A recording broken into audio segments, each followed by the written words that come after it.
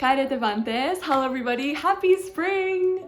In honor of this season, I made this painting, which is kind of like concept art for my graphic novel. It's Persephone sitting on Mount Olympos with kind of all the flowers around her and all that good stuff. So I'm gonna take you guys through the various design choices that I made and talk about how some of them are influenced by research that I did at Oxford and other ones are totally not, and just kind of like my personal aesthetic that I have for the book. So yeah, I'm really excited about that because I feel like I usually am talking about more kind of academic stuff, and so I'm excited to actually be able to talk about like my art and my personal take on Greek mythology. Okay, let's get into it.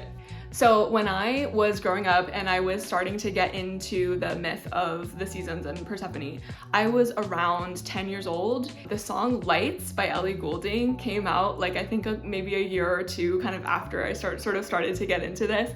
And so it literally just became like the soundtrack for that myth for like the rest of my life. So I actually started with a picture of Ellie Goulding that was kind of from the like Lights era that I drew from.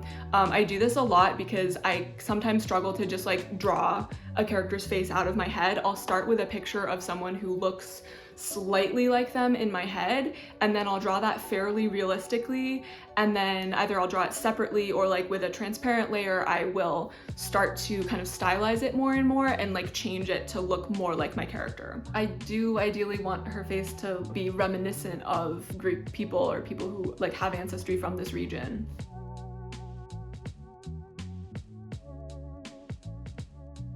So I drew a sketch of what I wanted generally for the pose, but I did find pretty quickly that I needed some photo reference. I will often use myself as reference. I literally took a curtain in my house and pinned it and belted it the way that a peplos would be, and then just like sat in the pose and put my phone on a timer and took the picture that way.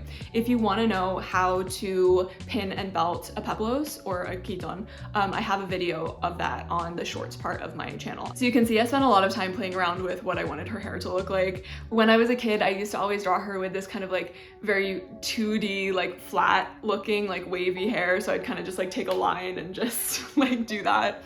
So I wanted to give her hair a little bit more structure, and I pulled in these various reference photos to kind of like have more of a base in reality when I was drawing the hair. So I eventually decided that I really liked the look of the curly hair, but I liked the look for Demeter, and for Persephone I wanted to make her hair a little bit more kind of like wavy, straight-ish looking. Oh, I guess I should address the flower earrings thing. I don't know, I've been drawing her with flower earrings like ever since I was probably about 15, so it's just like, let's just go with that. It's not canon at all. What is canon is women would wear these kind of circular, like flat earrings that would have a flower on them. I guess you'd call it a rosette. It didn't like actually look like a flower like the ones that I'm wearing right now. This stage of kind of just like messing around, painting your characters, drawing your characters, trying to figure out what the environment looks like, what their clothes looks like, that whole stage among illustrators, animators, character designers is called visual development. And it's all kind of trying to like figure out what stuff looks like so that you're not like drawing your like final pages and then you're like, oh, I think I want this character to have short hair instead of long hair. So then I was starting to think about colors. So I like to like use a brush with a really hard edge, like just the round brush or whatever, and then use the paint bucket tool to like fill in the whole thing, and then set that to alpha lock? I don't know what it's called, but like where you can only paint like within the pixels that you've already painted. Some people maybe will do a clipping mask. I'm not that fancy. So I went between pink and green for her dress colors mostly. I decided on the pink for many reasons. It's just kind of my favorite color. That's probably why I ended up with this color. However, I do also need her to stand out against like green grass, like green of like the forest, stuff like that. So I figured that the pink would be a good like contrast to that. Personally, I also like, if you have seen Spirited Away, which is like my favorite movie of all time, I love the pink that Chihiro wears for her uniform. I think that they probably made that choice because it makes Chihiro so noticeable, especially like even when she's like really, really small on the screen, like you can immediately like see that that's her because the pink is like sort of like red and the human eye is like drawn to the color red because it looks like fruit or tigers or what have you. At the same time, I didn't want to be too kind of like old hat, and I wanted to kind of bring a little bit more sort of authenticity to it. So that's why I wanted to add this like little design with the 3 dots. You'll see this sometimes in like vase painting, but honestly, coral pink is just my favorite color anyway. So this is one of those moments where if you are an artist watching this video, please do as I say, not as I do. So I was not like kind of like sketching the whole thing as a thumbnail and thinking about the background. So I wound up like just kind of doing the background after I had already drawn the figure, like as an afterthought. Please don't do this. It's not a good art practice. You want to think about and like design the background at the same time that you're drawing the figure. Since she's a goddess, I didn't really like care that much about the fact that it's not a specific flower. I kind of based it on a peony, but peonies don't like have those like yellow and red stripes. So it's kind of like a mashup of like a peony and a ranunculus. So then I pulled in some photo reference. This is actually Mount Olympus. It annoys me a little bit when artists will like really stylize Mount Olympus just because like it is a real mountain. Mountains have a particular silhouette. When you think of like, for example, Mount Fuji, it has this very distinct silhouette that you would recognize like no matter even if it's like super stylized or, you know, whether Hokusai paints it or whether like a graphic designer paints it and it looks super flat and computerized in 2D, like you'd still know that it's Mount Fuji by the shape of it. So Mount Olympus doesn't have quite as distinct a silhouette. It's a really kind of like spread out mountain with like a lot of different peaks, but it does kind of have this really distinct sort of like slightly curved ridge to it that I was trying to capture here, and honestly I don't think I did a very good job.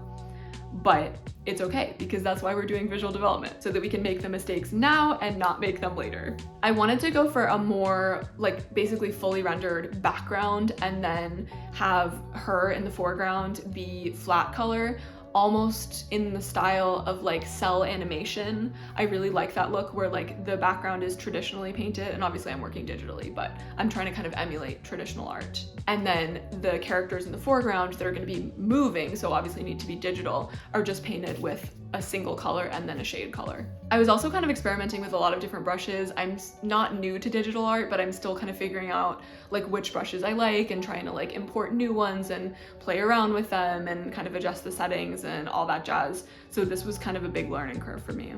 This was just more rendering. Honestly, the rendering part of it, as you can see, was the majority of the process. I also grew up on Avatar: The Last Airbender, and one of my favorite characters is Princess Yue. So I always am like a little bit inspired by that when I am designing Persephone, and I wanted to, it didn't really come through too much in this one. I think I want her to be like slightly tan, because I mean she is a farmer, like she and her mom are like literally farmers and are in charge of agriculture. And so I wanted her hair to be a little bit lighter than her skin. I've kind of always drawn her with this hair color, and I don't really know why. That's just kind of how she looks in my head. I think Zeus, he at least has dark eyebrows, so I assume that means he has dark hair, and also his brothers have dark hair.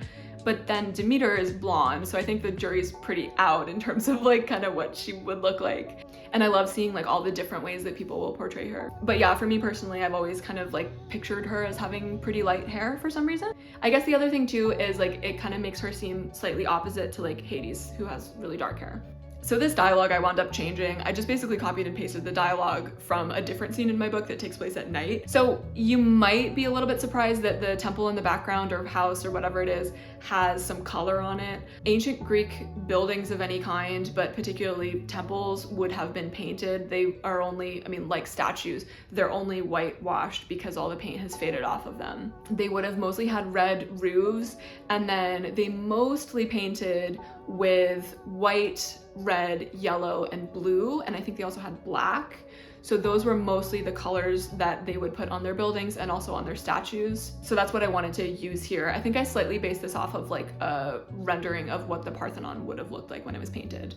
And this is how it came out. I was pretty happy with this. This is the first time that I've done a finished, fully rendered painting of her since I was probably 16. Am I any better at drawing her face and hair than I was when I was 16? You decide. Sometimes I'll see these memes on the internet. They're like, my art from 2 years ago and then now. And I feel like it's genuinely sometimes like more progress than I've made in like the last decade. So I've been doing a lot of anatomy studies and just practicing drawing, copying other people's paintings, all that jazz to kind of like, you know, level up my skill set a little bit to kind of make up for the time that I spent doing a research degree and like not having any time to draw, basically. That's all I have for today. Just wanted to do a really quick video. I hope that you guys like seeing this kind of content. I will continue to do the kind of like, how accurate is it, more slightly academic kind of videos in the future, but I did want to start making more content that's about my art specifically, just kind of like, because that's like why I'm here primarily. If you like my work and would like to read some of my short comics, they're all over on my Instagram and TikTok, which I will link in the description box below. Go follow me over there if you would like to.